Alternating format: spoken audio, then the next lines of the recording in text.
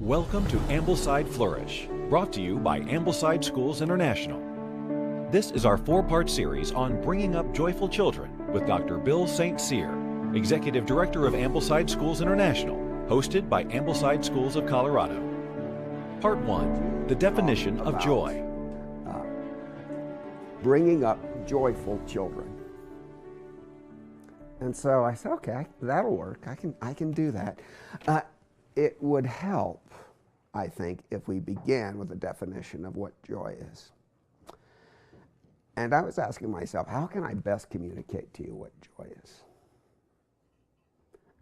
Joy is when I'm my true self, and I am with Mary Ellen, and she goes bright-faced. And when she goes bright-faced at me being with her, which makes me go bright-faced. Now we've got a lot of, like you, we have a lot of stressors in our lives.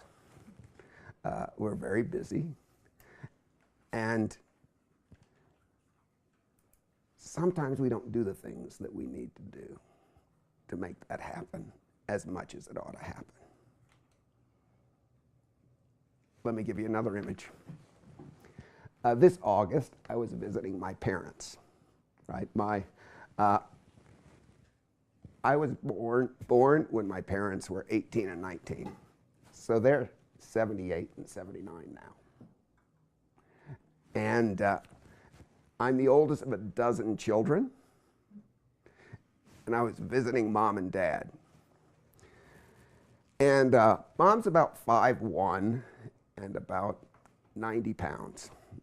Dad's about 5'10", 5'11". And he's still an adjunct professor of engineering at the University of New Orleans. So he was headed off to work. He teaches a couple days a week. And he was going to say goodbye to Mom. So he walks up. Now this is my almost 80-year-old parents. And he goes bright-faced. And he leans over to kiss my mother goodbye. And she goes up on her tippy toes and leans back and smiles brightly and kisses my father. They both go bright-faced after 60 years of marriage. Now that's something to aspire to. And that's what joy is. You see, if you wanted to define it, joy is that embodied experience. There are certain things that are happening in our body, principally in our brain, when we're experiencing joy. And everything about us says, it's good to be me here with you. That's what joy is. It's good to be me here with you. And that's what when a mother's holding a baby, right? And she leans down and she smiles a little bit, and the baby smiles. And they play the joy game because they're joy building. And she smiles brighter and he smiles brighter. And pretty soon he goes, whee, and look away, because it's more joy than he can handle. That is, it's good, an embodied experience. It's good to be me here with you, Mom. That's, to a preverbal infant, what joy is Mom's beaming face saying it's good to be me here with you. Joy is actually what we've been made for. Yeah, I counted up one time the number of times just in the New Testament that the Greek word of joy appears, or some form of it, and it's, I can't remember exactly, something like 168 times. So it's a major New Testament theme. It's interesting that joy and grace are etymologically related. Joy, the Greek word for joy is chara, chi, alpha, rho, alpha. The Greek word for grace is charis, chi, alpha, rho, iota, sigma. Notice the same root, char, chi, alpha, rho. Joy and grace both the same root. One with, I think it's the first declension feminine, the other with the third declension feminine ending. So different endings, same root. Because what is grace but my unconditional commitment to your well-being? When Christ acts graciously to us, he establishes our well-being regardless of the personal cost. And to experience grace is to know joy, because our well-being has been established by another who is bonded with us and cares deeply for us. So when we really get grace, our experience is to be joy, because he is so committed to our well-being that he's given his all for us. And therefore, it's good to be me here with you, right? He holds me. So, you know, take my cloak, I can give you my coat, it's not a problem. Slap me on the right, I can turn to the left, it's not a problem, right? Because he loves me and he holds me. Force me to go a mile, I can go 2 miles, not a problem. Because he holds me. My well-being is secure, my well-being is established. That's what joy is. That's what joy. Now the thing about joy, I should write, joy and peace are cousins. Joy is, it's good to be me here with you at a high energy state. Peace is, it's good to be me here with you at a low energy state, biologically. Because the way we're made, we can't sustain a high energy state. Yet there are certain neurotransmitters that get used up. So ideally, if the Holy Spirit reigned perfectly in our lives, we would be moving from joy to peace, high energy to low energy, quiet times, times of excitement and being together. And we'd have this wave of joy, peace, joy, peace. Wouldn't that be lovely? Wouldn't that be lovely? Now, it is, I think at this point, important to contrast joy with happiness. And happiness is a word that gets thrown out there. It can have many definitions, but I'm going to define it in a certain way to kind of contrast it with joy. You see, the way I'm going to define happiness is a function of immediate experience. So something has happened in my environment, and I respond with a kind of energized delight. That's a good thing. There are times when something happens around us that delights us in an energized way. The problem is when it becomes a joy substitute. You see, joy is a function of character. If you would have bumped into Mother Teresa in a loving, kind, gentle way, what would you have gotten? Love, joy, and peace. But if you had bumped into her in an anxious, angry, frustrated way, what would you have gotten? Love, joy, and peace, right? Because it was a function of character, a fruit of the Spirit. See, biblically, joy is a fruit of the Spirit. Happiness is not a fruit of the Spirit. Happiness is a fruit of certain circumstances which may or may not be there.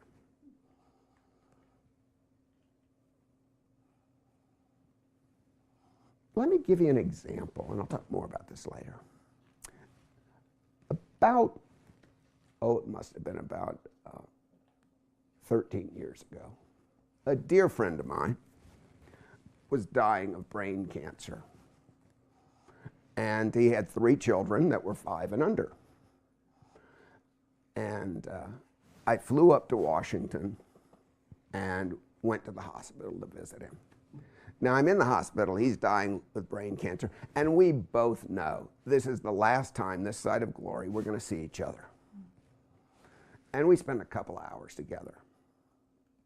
And we laughed and told stories and we cried and we, you know, could you believe that that was a very sad time? I mean, this is my dear friend dying and leaving his wife and 3 young children. That's a very sad, but could I tell you it was very joyful?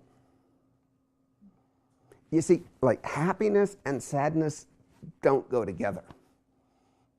But joy can function quite well in the midst of sadness.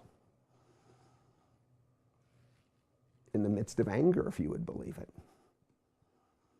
In the midst of shame. Now, all of these things take a certain level of psychosocial maturity and spiritual maturity. We'll talk about that in a bit. But it was a joyful time because it was good to be me there with him. Would not have wanted to be anywhere else than with my brother who's dying of brain cancer. And though we could grieve together, wouldn't want to be anywhere else. See, joy is, it's good to be me here with you. It's not a function of circumstances. Now, there are certain circumstances that tend to kill our joy. But that's really a function of our own immaturity. When circumstances kill our joy, that's a function of our own immaturity. Because biblically, love, joy, and peace are fruits of the what?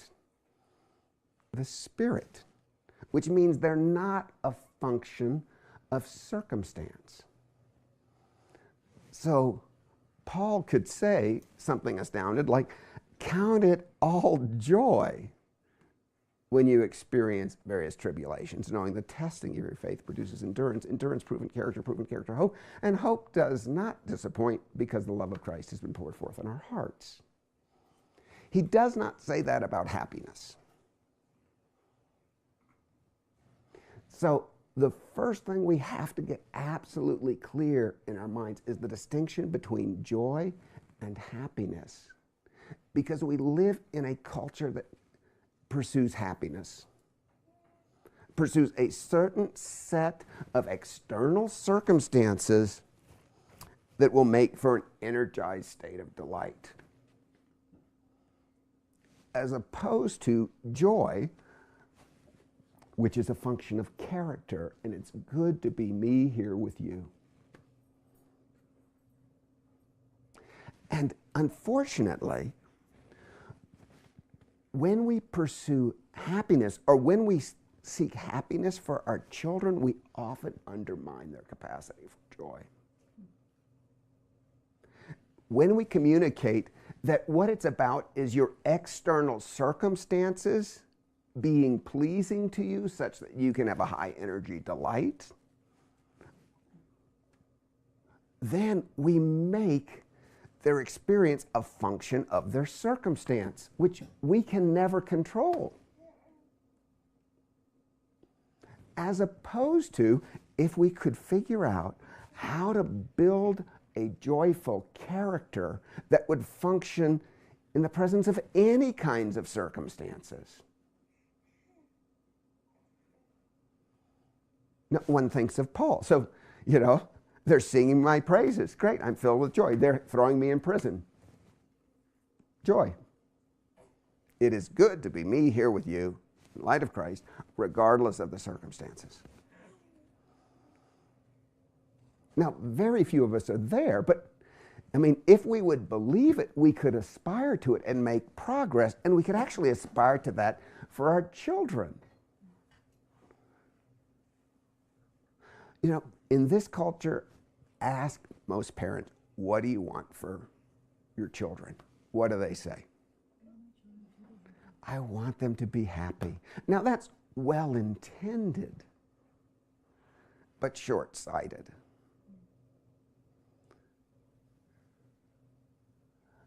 Very different to say, I want them to be marked by the love, joy, and peace of Christ. You see the difference between those two? Ambleside Schools International fosters an educational renewal based upon the pedagogical insights of British educator Charlotte Mason. Serving an international community of parents, teachers, and schools, Ambleside makes a living education accessible to all. A living education empowers students to live lives rich in relationship to God, self, others, ideas, work, and creation. For additional information regarding Ambleside Schools International and training opportunities for principals, teachers, and parents, please visit our website at amblesidschools.com.